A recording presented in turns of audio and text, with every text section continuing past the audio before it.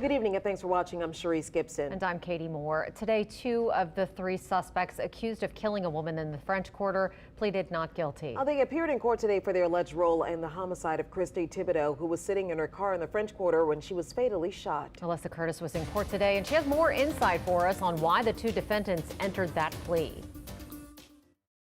At the end of June, Christy Thibodeau was sitting in her car in an area extremely familiar to her, the French Quarter, though the day was anything but. Thibodeau was shot and killed. Now 2 of the suspects accused of her murder say they weren't involved. Louisiana's got a rule regarding trying to hold everybody accountable for an action taken by one individual.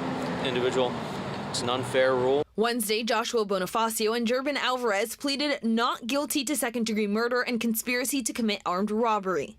In court, an attorney for the state explained some of the evidence they have against the 2 defendants. That includes texts explaining details of what happened and discussion about a link to a NOLA.com article about the shooting.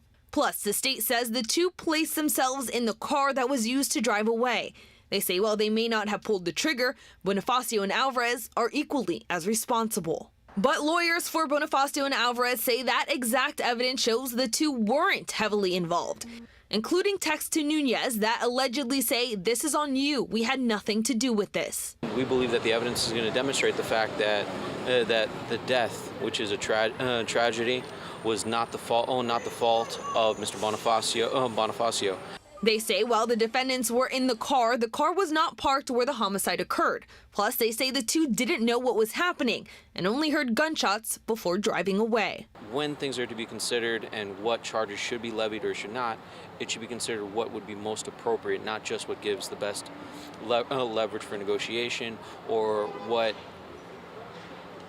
might seem to satisfy the anger at what occurred. Now the 2 face bonds of $100,000 each for conspiracy to commit armed robbery and $1 million each for second-degree murder.